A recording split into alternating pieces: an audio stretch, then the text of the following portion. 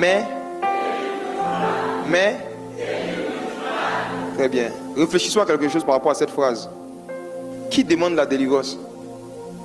Les païens ou les enfants de Dieu? Notre Père qui est aux cieux, que ton nom soit sanctifié. Que ton règne, que ta volonté soit faite sur la terre. Donne-nous aujourd'hui notre pain de ce jour. Pardonne-nous nos offenses, comme nous pardonnons aussi à ceux qui nous ont offensés. Mais,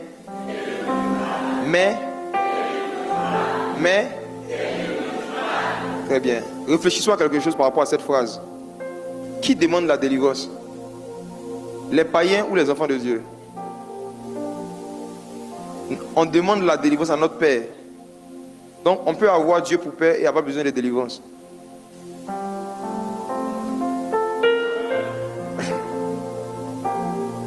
Dieu peut être ton Père, et malgré qu'il soit ton Père, tu lui dis quoi? Délivre-nous. Tu ne peux pas.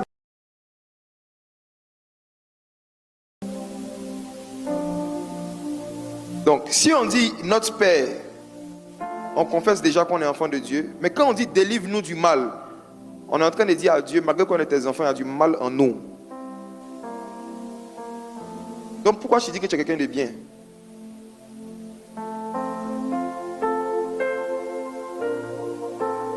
J'aimerais vous pousser à réfléchir sur la profondeur de cette phrase. De quel type de mal est-ce qu'un enfant de Dieu doit être délivré alors qu'il a déjà été délivré des démons? Après d'être délivré des démons, après être délivré de l'empire du diable, y a-t-il encore une autre chose dont quelqu'un qui est né de nouveau doit être délivré? Oui.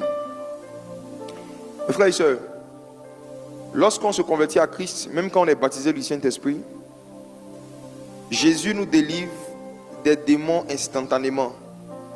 Mais il y a quelque chose qui est plus puissant que les démons qui reste en nous après la conversion.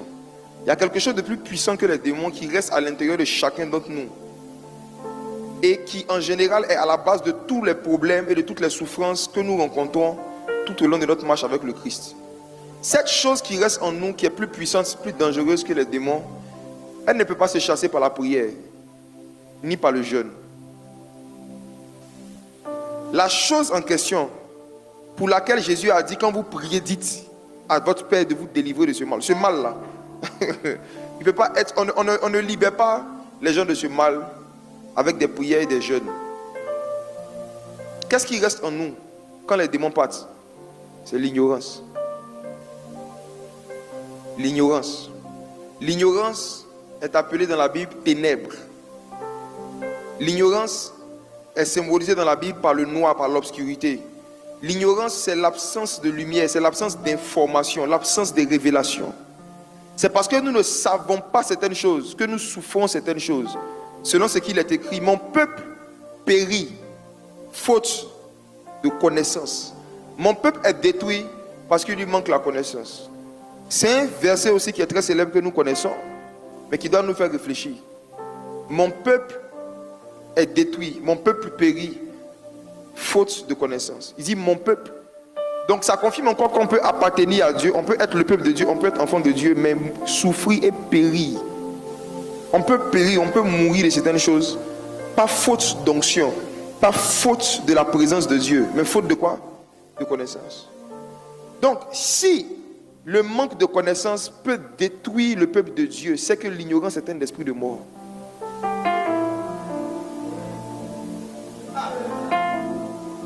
Si l'ignorance peut faire périr un peuple qui appartient à Dieu, c'est que l'ignorance est un esprit de mort.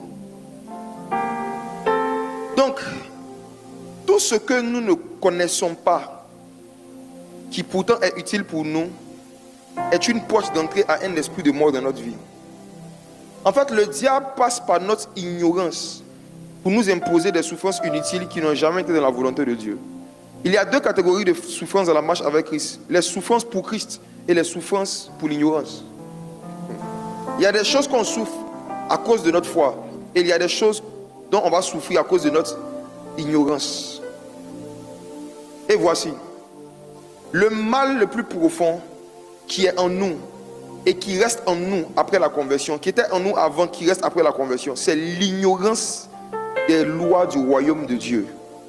C'est l'ignorance des lois spirituelles.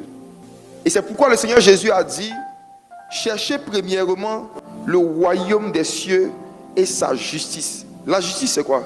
C'est un ensemble de lois. C'est l'ensemble des lois qui régissent le fonctionnement d'une nation ou d'un royaume. La justice. Quand on dit la justice ivoirienne, c'est l'ensemble des lois qui dit comment est-ce qu'on doit vivre sur le territoire ivoirien. Donc Jésus dit, quand vous vous convertissez, la chose que vous devez chercher premièrement, ce n'est pas un mariage, ce n'est pas un enfant, ce n'est pas une maison, ce n'est pas un travail, ce n'est pas de l'argent. C'est quoi? Le royaume des cieux et ses lois. Parce que plus vous allez connaître ces lois, plus il y a des souffrances qui vont quitter dans vos vies. Parce que vous souffrez faute de connaissance. Mon peuple est détruit faute de connaissance. Il y a une scène qui s'est passée au palais de la culture qui a ému plusieurs personnes, dont moi le premier. Pendant que l'onction se manifestait, des jeunes avaient en eux des démons de chiens, des esprits des animaux, mais en forme de chiens, et qui se manifestaient comme des chiens à travers leur corps. Et il y a une sœur en particulier que je ne connais pas, qui, elle, était vraiment en train d'aboyer. Peut-être que ceux qui étaient au fond de la salle n'entendaient pas. Mais nous qui étions vraiment devant, qui voyons la scène, c'était vraiment un chien qui était en train de se manifester dans le corps d'une personne. La question que moi je me posais quand je la regardais, c'était, ça fait combien d'années que cet esprit est dans ce corps? Ça fait combien d'années qu'elle vivait avec ce démon? Ça fait combien d'années? Et même pour toutes les autres délivrances, je me demandais, ça faisait combien d'années? La Bible dit que le Seigneur Jésus un jour a croisé un monsieur qui était paralysé depuis 38 ans. Vous imaginez? À l'époque, Jésus avait 33 ans. Sa maladie était l'aîné de Jésus. Sa maladie était plus âgée que Jésus. Imaginez-vous le nombre de samedis où ce monsieur voyait les gens sortir, aller au restaurant et il ne pouvait pas les suivre. Imaginez-vous le nombre de sabbats, de jours de culte où les gens se levaient et ils marchaient pour aller dans le temple pour aller écouter la parole. Ils ne pouvaient pas le suivre. Ce monsieur était dans l'ignorance que le Messie était venu. Donc il était toujours assis au bord d'une piscine attendant qu'un ange ait pitié de lui. Il y a beaucoup de personnes comme ça parce qu'ils ne savent pas certaines choses sur Jésus. Ils sont encore assis dans leur souffrance en se disant qu'ils attendent le jour de leur délivrance. Or le jour est arrivé, le jour même est presque fini. Je vous assure. Au fur et à mesure que vous allez vraiment, en tout cas ceux qui seront là cette année 2026, au fur et à mesure qu'on va évoluer, vous allez vous rendre compte que il y a une phrase que l'apôtre Pierre avait dit qui est vraie. Il dit, Christ nous a donné tout ce qui contribue à la vie et à la piété. À travers son sang, Jésus nous a donné, on n'a pas dit il va nous donner, hein. Il nous a donné tout ce qui contribue à la vie et à la piété. Il nous a donné. Il nous a donné. Mais l'église actuelle ressemble à un homme qui est en train de mourir de faim à côté d'un restaurant. Les croyants modernes, à cause de leur ignorance des lois spirituelles et des bénédictions spirituelles dont le Christ nous a bénis, les gens vivent des malédictions en se disant que ce sont des brisements de Dieu. Plus tu seras ignorant des bénédictions auxquelles le sang de Jésus te donne droit, plus tu vas accepter de subir la volonté des démons en pensant que c'est le brisement de Dieu. Voici pourquoi, à partir de ce soir, le Seigneur veut que tu t'engages dans un processus de délivrance par la réflexion. Délivre-nous du mal. Nous qui sommes justes par le sang de Jésus, nous qui sommes appelés enfants de Dieu, nous qui avons été justifiés, quel est le moyen par excellence que Dieu utilise pour nous délivrer après avoir été délivrés des démons? Pour nous qui n'avons plus de démons, qui avons l'Esprit de Dieu, qui sommes libres des démons, les autres types de délivrance, comme en particulier la délivrance de l'ignorance, quel est le moyen par excellence que Dieu utilise pour nous donner cette délivrance? Proverbe chapitre 11 verset 9, voici la réponse. Proverbe chapitre 11 verset 9. Oui. Par sa bouche, l'impie perd son prochain, mais les justes sont délivrés par la science. Les justes sont délivrés par la science. Les justes sont délivrés par la science. Mes frères et sœurs, à partir du moment où Dieu nous appelle justes, ça veut dire qu'il nous a justifiés. Notre outil de délivrance change. En fait, quand notre identité change, notre outil de délivrance change. Pour vous tous qui avez été justifiés par le sang de Jésus, la majorité des délivrances que Dieu va vous accorder vont passer par la science. C'est quoi la science? Je vais vous faire sciencer aujourd'hui. Aujourd'hui, on va sciencer. Dis avec moi, les justes sont délivrés par la science. Les justes sont délivrés par la science. C'est quoi la science? La science, c'est un ensemble logique de lois qui produisent des résultats dans un domaine. C'est tout. C'est l'ensemble ou encore c'est l'ensemble des lois logiques. J'insiste sur le mot logique. On va comprendre pourquoi. C'est un ensemble logique de lois qui produisent un résultat ou qui produisent des effets dans un domaine. Donc, par exemple, si je dis, peuple de Dieu, l'Esprit de Dieu m'a donné une prophétie pour vous, ainsi par l'Éternel. Si je lance ce mouchon en l'air, il tombera. Je réponds à ma prophétie. Can I prophesy?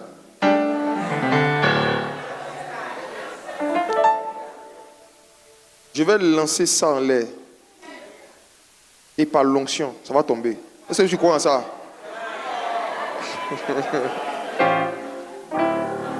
Si je vous donne cette prophétie et qu'effectivement je lance, la prophétie s'accomplit ou pas?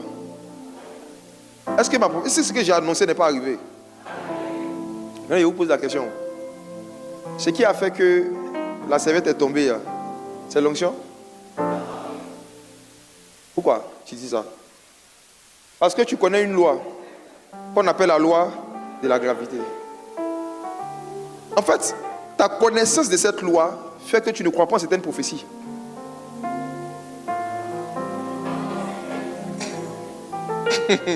Ta connaissance de cette loi te donne un discernement dans le domaine des prophéties qui concernent les objets qui tombent.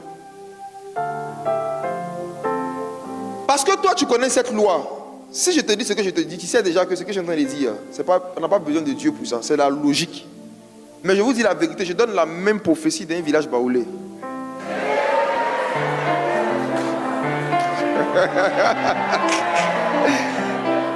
Et vous dites la vérité, je vais dans un village baoulé où les gens ne comprennent pas français.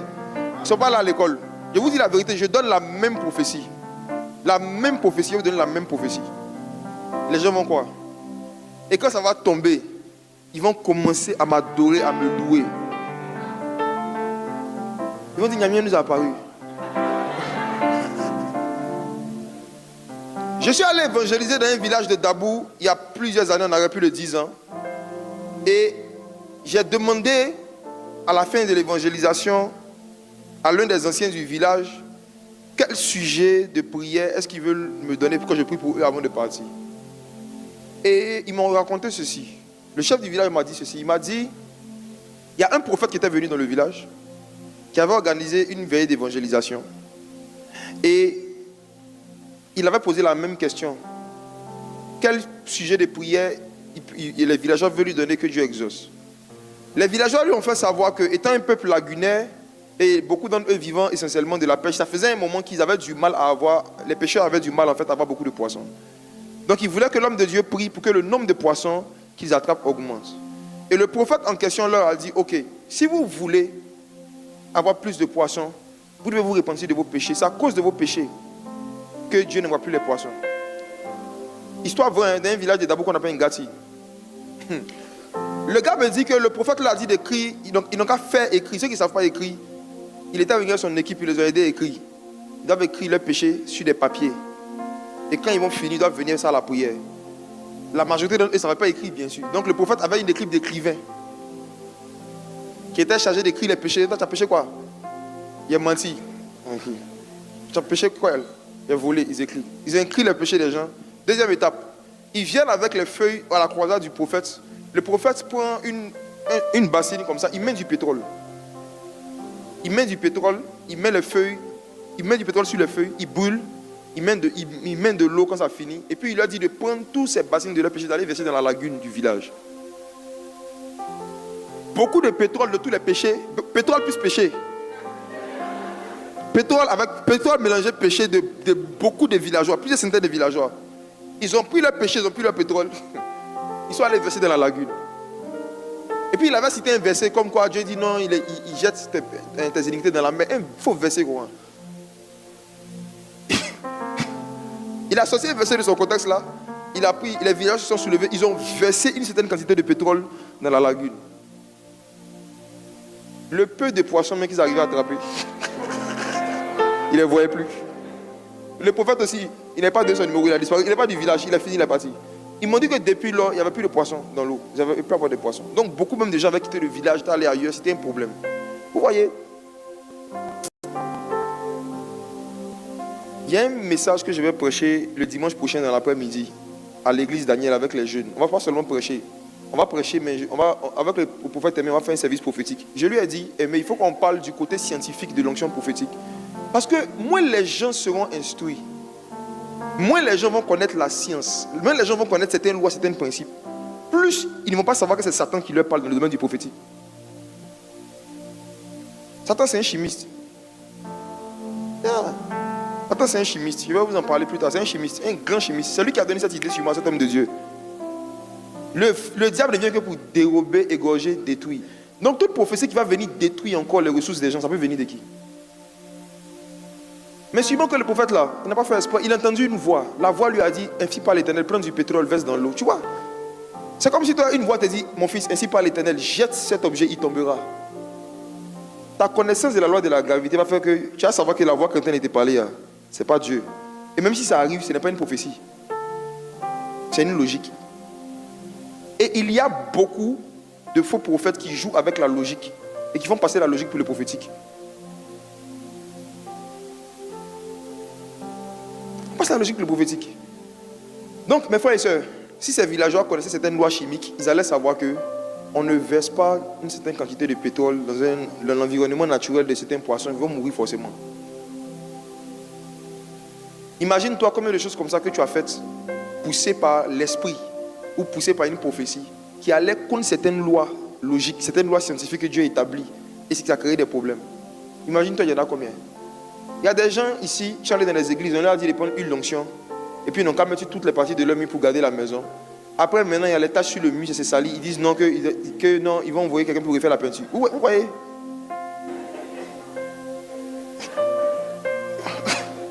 Non.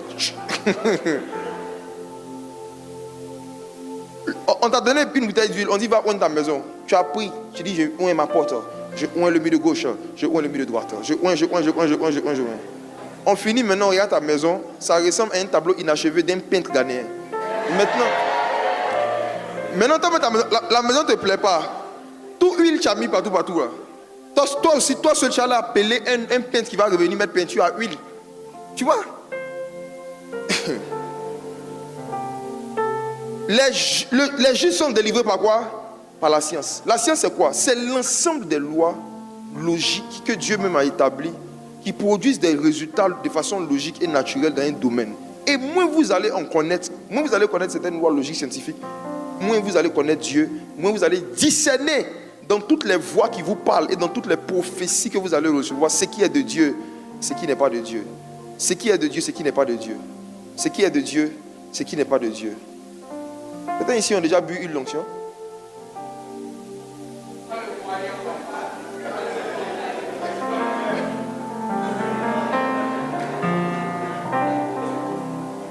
Je vais à l'hôpital, on dit ton taux de glycémie est élevé.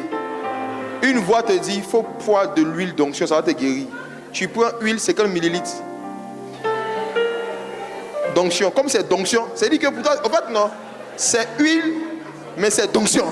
Donc pour toi, l'huile d'onction, quand tu vas boire 50 millilitres d'huile, mais d'onction, ça va diminuer ta glycémie.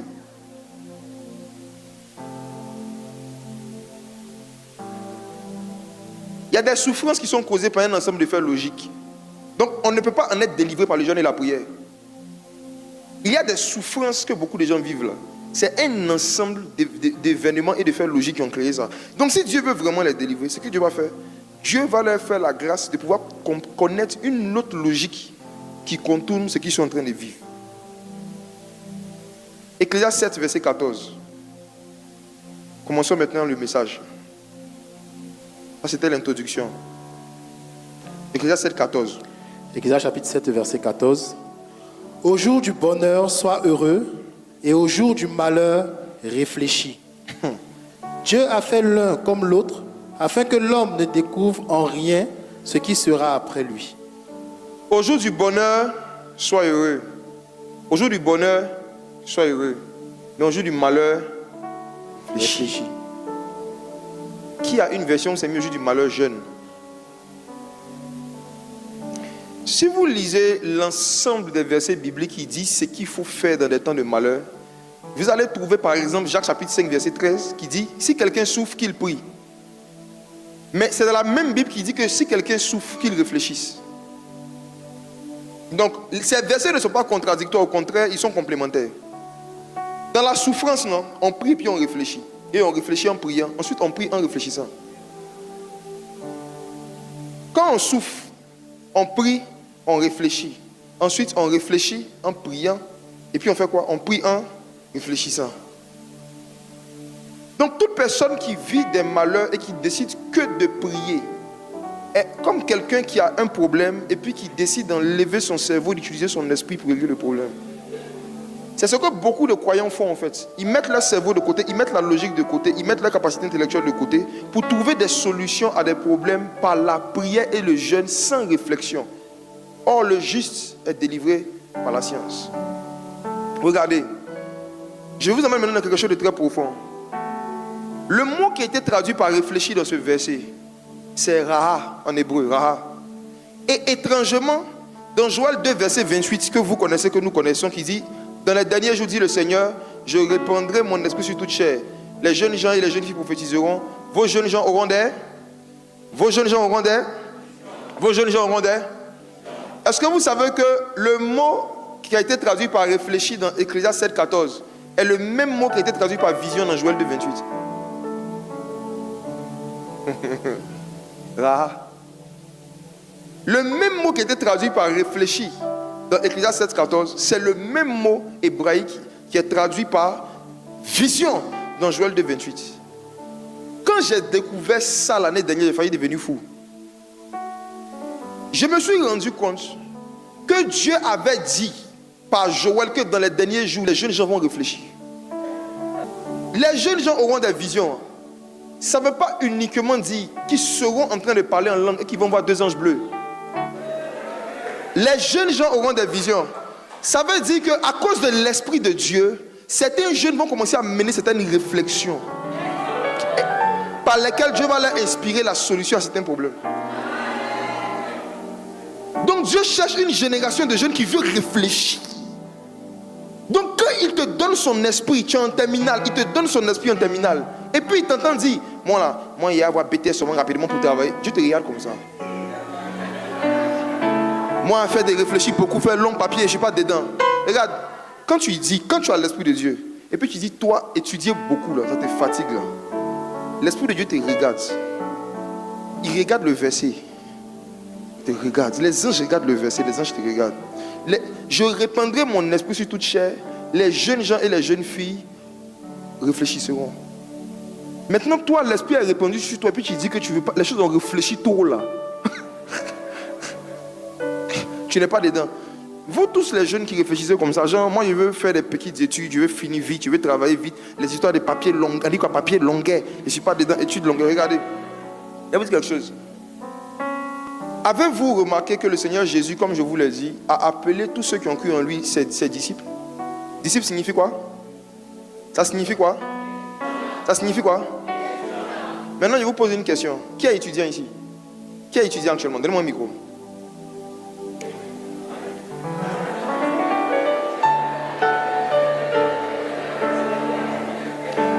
Il y a beaucoup de jeunes qui veulent rentrer qui veulent abréger leurs études ou leur formation professionnelle pour rentrer dans le ministère parce qu'ils se disent que dans le ministère là-bas on n'étudie pas. Attendez. Je dis là-bas au moins on n'étudie pas. Il n'y a pas d'exercice. Ok. Qui est étudiant? Les jeunes déjà. Il y en a qui ont fini les études un coup. N'ayez pas peur, c'est pour causer. C'est causerie. Tu es étudiant? Donne-lui le micro. Comment ça va? Ça va bien, pas. Tu fais quelle filière? Business management. Ok. Le plus haut niveau de diplomation que l'université offre, c'est quoi, le master? Oui, master 2. Donc, dans combien d'années tu vas finir le master 2? Normalement, dans 4 ans. Dans 4 ans. Donc, Oui. regarde, suivons cet exemple. Bien. Voici un étudiant, voici un disciple. Tu es disciple de quelle université? Graduate School of Management. GSM. Oui. Voici un disciple de GSM. Disciple, ça veut dire étudiant. Gardez ça en tête, hein. Ce n'est pas un mot compliqué. Ça veut dire étudiant. Voici un disciple de GSM, un étudiant de GSM. Ok? Il s'est inscrit dans GSM, il est devenu étudiant de GSM. Il sait exactement quand ses études vont finir. Ses études finissent dans combien d'années? 4 ans. 4 ans. Ok. Il sait que lui, il est étudiant à GSM pour 4 ans. Après 4 ans, est-ce qu'il sera encore étudiant à GSM? Non. Maintenant, mon frère, je te pose une question. Quand tu as donné ta vie à Jésus, que tu es né de nouveau, tu es devenu étudiant de Jésus, non? Oui, oui. Tu t'es inscrit en filière du prophétique ou bien? Oui, oui. Tu es un étudiant de Jésus? Oui, Ok, tu t'es inscrit en filière des choses de l'esprit, n'est-ce pas? oui. Tu finis dans combien d'années? C'est pour toute ma vie. Toute ta vie. Oui. L'école de Jésus finit jamais. S'engager avec Jésus, c'est s'engager dans une université où tu dois étudier jusqu'à ta mort. Donc si tu as décidé, toi, de ne pas aimer beaucoup étudier, qui es-tu?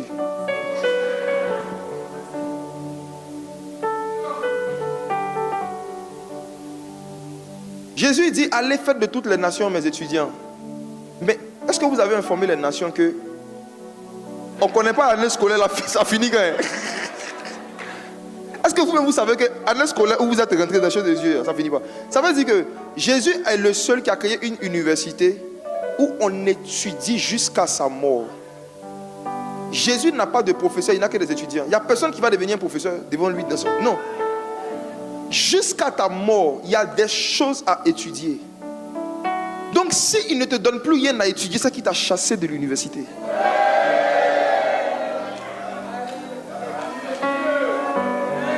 Si Jésus ne te donne pas des thèmes, des sujets que tu dois étudier, c'est que tu n'es plus de l'école.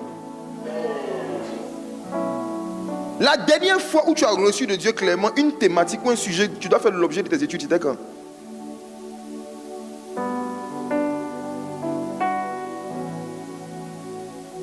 Les vacances chez vous, c'est quand? Donne le micro à mon ami, au disciple de GSM. Les vacances, c'est quand? C'est en mai. Les vacances dans l'université de Jésus, c'est quand? Il n'y a pas de vacances. Ça ne veut pas dans quoi on est rentré.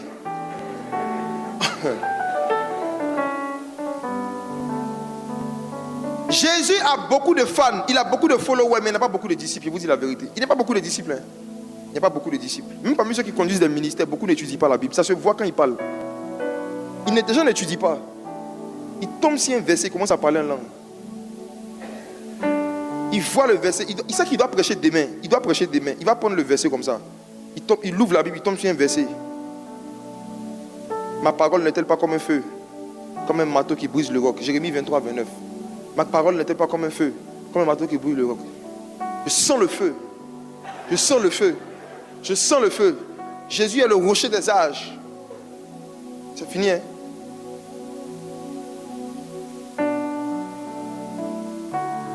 Est-ce que vous étudiez la parole de Dieu?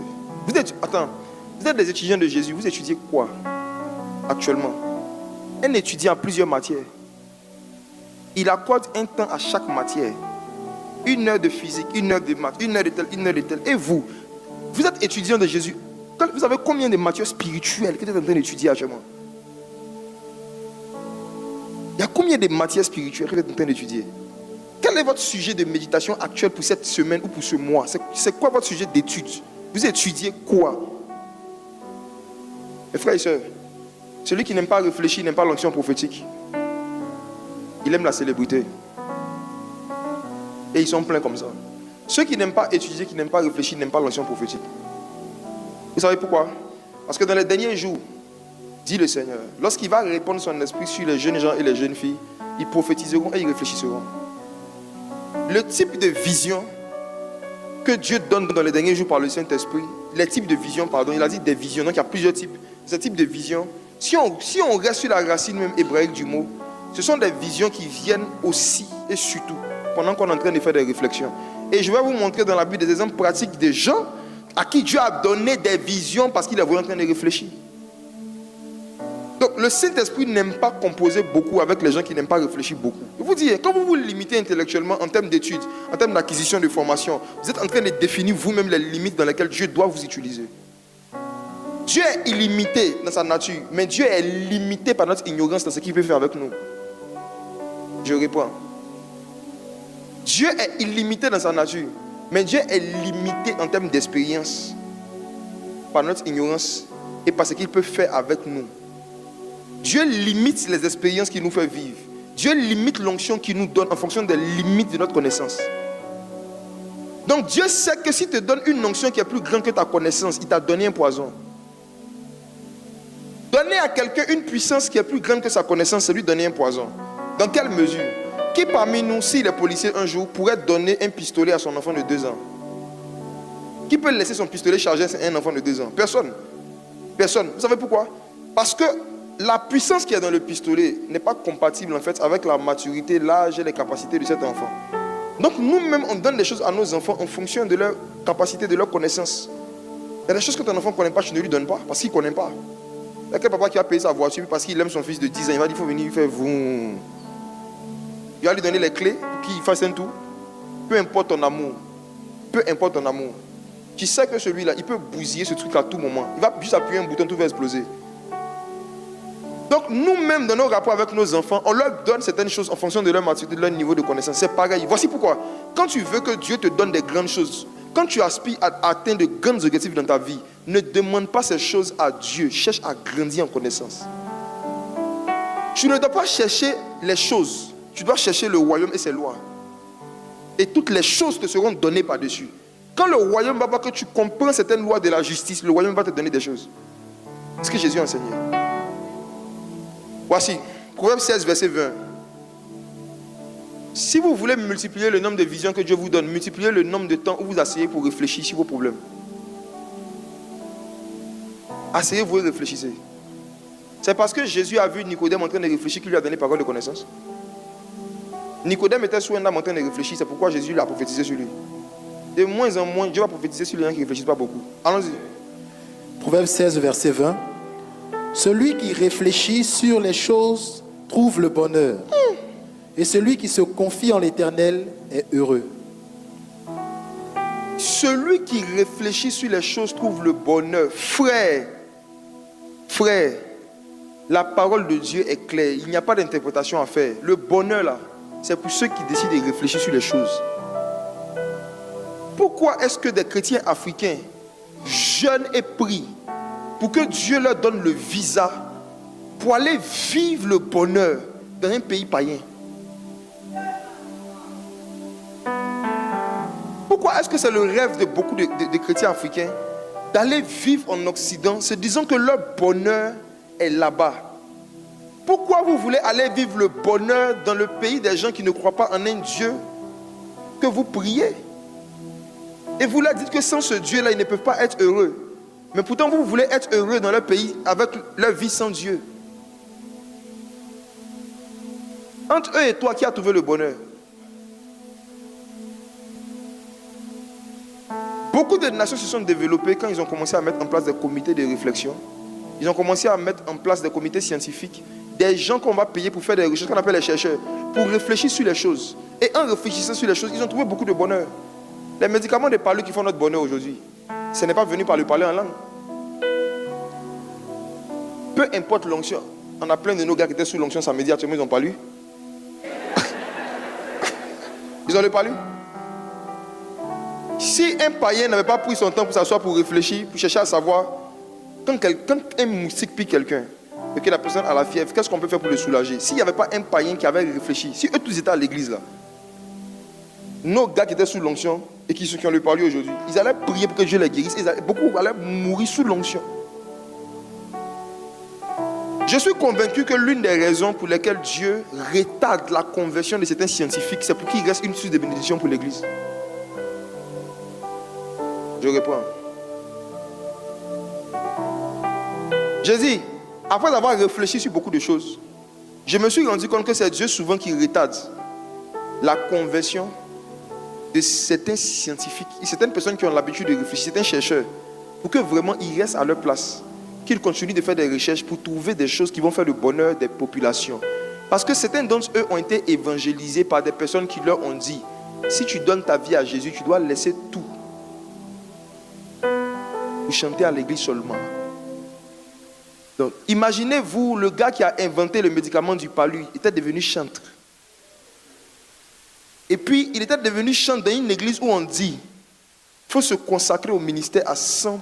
Il faut te consacrer à Dieu, il faut rien faire, il faut chanter seulement, chantre.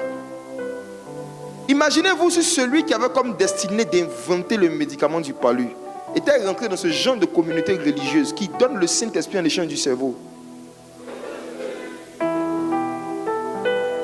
On te donne Christ, on te prend tes ambitions sociales. On te donne Christ, on te prend tes ambitions professionnelles. On te donne Christ, on tue en toi le désir de devenir la lumière du monde. Mais tu as envie d'être la torche de l'église. On te donne Christ, on tue en toi le désir de devenir plus productif, plus brillant intellectuellement, mais on met en toi le désir d'être plus puissant prophétiquement. Par manque de sagesse, beaucoup de nos communautés religieuses ont mis la foi en conflit avec la science. Ils ont mis l'onction en conflit avec l'intellectualisme. Et ça a fabriqué quoi? Des personnes qui ne sont pas, ils ne peuvent pas être lumière du monde. Ils ne savent pas qu'est-ce qu'ils vont expliquer au monde que le monde ne connaît pas. Et puis encore moins celle de la terre. Encore moins ça. Donc quand les gens ne sont ni celles de la terre, ni celles du monde, quand les gens ne trouvent pas leur place dans le monde, ils créent un embouteillage dans l'église.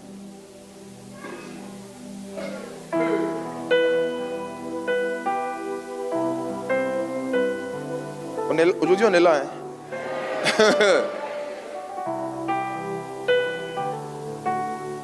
Quand des personnes trouvent le chemin de la réflexion et des recherches trop longs, ils cherchent le chemin de l'onction qui va faire d'eux rapidement des leaders, des prédicateurs et des conducteurs, sans forcément même être des conducteurs et des leaders qui prêchent des choses réfléchies.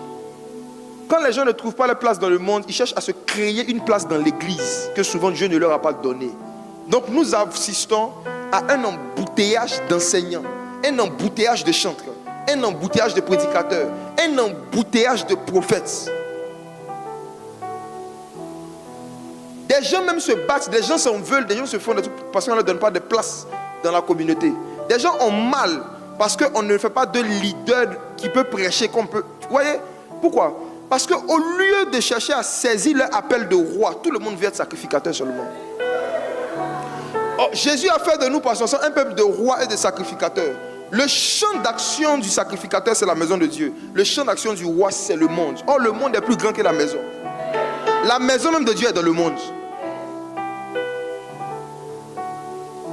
Il y a tellement de travail à faire dans la société, il y a tellement d'œuvres de Dieu à faire dehors, que c'est grave de voir des frères et sœurs, des pasteurs, des amis qui s'en veulent et qui se battent, qui se clashent pour avoir des places pour prêcher. Pourtant, dans le livre de Jacques, le Seigneur a dit clairement qu'il y a très peu parmi vous qui se mettent à enseigner. Qu'il y a très peu. J'étais quelque part avec quelqu'un qui m'a dit, actuellement il y a un grand réveil sur les réseaux sociaux. J'ai dit, pourquoi je dis ça? Il dit, parce qu'il y a beaucoup de gens qui prêchent l'évangile, n'envoyaient pas ça avant. Je lui ai dit, regarde, Jésus dit qu'il y a très peu parmi vous qui se mettent à enseigner. Si c'est l'Esprit de Dieu qui a dit cette phrase, ça veut dire que s'il y a beaucoup de gens qui se mettent à enseigner, la majorité d'entre eux n'ont pas été envoyés par Dieu. Si la parole de Dieu est vraie, beaucoup d'enseignants doivent nous faire comprendre au contraire qu'il y a un problème. C'est une apostasie, ce n'est pas un réveil. Ce qu'on appelle un cancer, c'est une multiplication désordonnée de cellules. Ce qui donne le cancer dans un corps, c'est quand les cellules se multiplient de façon désordonnée. De la même façon, lorsque les ministères se multiplient de façon désordonnée, il y a une cellule cancérigène dans le corps de Christ. Le fait de ce n'est pas seulement prêcher, évangéliser. Vous êtes la lumière du monde. J'ai expliqué brièvement il y a 2 dimanches que il y a un siècle dans l'histoire de l'humanité, le 18e siècle, qu'on appelle le siècle des Lumières. Ce siècle appelé siècle des Lumières parce que c'était un siècle qui a été marqué par beaucoup d'inventions, d'innovations, qui ont amélioré les conditions de vie du monde. Et la majorité de ces inventions venaient des chrétiens. C'était des chrétiens à l'époque qui ont... Le premier inventeur même de l'imprimerie, c'est un chrétien. La majorité de beaucoup d'inventions qu'on a aujourd'hui, notre histoire de Isaac Newton, je vous en ai parlé. Isaac Newton était un disciple de Jésus. Des gens ont apporté des lumières, des enfants de Dieu. À un moment, ont pris leurs responsabilités sociales, professionnelles. Ils se sont assis, ils ont réfléchi, ils ont étudié sur les thématiques qui font souffrir la majorité des gens. Comment est-ce qu'on peut trouver des solutions pour diminuer les souffrances de nos populations? Dieu leur a donné des lumières. Mais aujourd'hui, là, tout le monde est en mode parler en langue. Ah, Doulam! Ayao, ayao. J'aime beaucoup ces chants. Je chante ça souvent. Et je suis en train de dire que Jésus a dit une phrase dans Jean chapitre 3 que nous allons lire. Quand vous n'excellez pas dans les choses terrestres, posez-vous des questions sur vos choses célestes. Jean chapitre 3. Jean chapitre 3. Regardez ce que Jésus a dit à Nicodème. Jean chapitre 3. Il dit... Verset 12. Au verset 12. Si vous ne croyez pas quand je vous ai parlé des choses terrestres, comment croirez-vous quand je vous parlerai des choses célestes? Il y a encore. Si vous ne croyez pas quand je vous ai parlé des choses terrestres, comment croirez-vous quand je vous parlerai des choses célestes? Est-ce que vous savez que Jésus a enseigné sur les choses terrestres? C'est lui qui est en train de dire. Et puis il dit ça au passé. Regarde, lis le verset. Si vous ne croyez pas quand je vous ai parlé. Donc, il avait quoi? Il avait déjà parlé. En fait, comme vous le savez, ce ne sont pas tous les enseignements de Jésus qui ont été retranscrits. Même ses miracles, ce n'est pas tout qui a été raconté. Jean dit que si on voulait raconter toutes ses œuvres, les livres du monde ne pourraient pas contenir. Donc, apparemment, d'après ce que Jésus dit ici à Nicodème, il avait parlé des choses terrestres. Les gens n'étaient pas d'accord. Maintenant, les gens voulaient les choses célestes. Un Jésus qui t'enseigne à aller au ciel et qui ne t'enseigne pas comment porter des fruits sur la terre en attendant d'aller au ciel, il faut te poser des questions sur lui.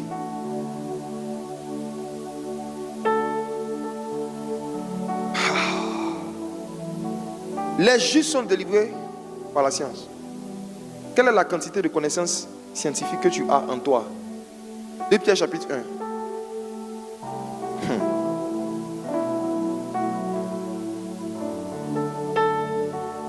Regarde à partir du verset 5. À cause de cela même, faites tous vos efforts pour joindre à votre foi la vertu. En plus de la foi, il faut avoir des vertus. Ensuite, à la vertu, la science. Le Seigneur dit de faire tous tes efforts pour ajouter à ta foi de la science. Fais tous tes efforts. Ça veut dire qu'il n'y a pas onction de science. Comment est-ce qu'on acquiert la science? En faisant tous ces efforts. Ça veut dire qu'il y a un effort intellectuel qu'il faut faire pour avoir un peu plus d'informations sur cette... Pour plus de révélations profondes, abonne-toi et reste connecté. Éternel, insatisfait, bro, la chaîne des vérités profondes qui réveille l'esprit.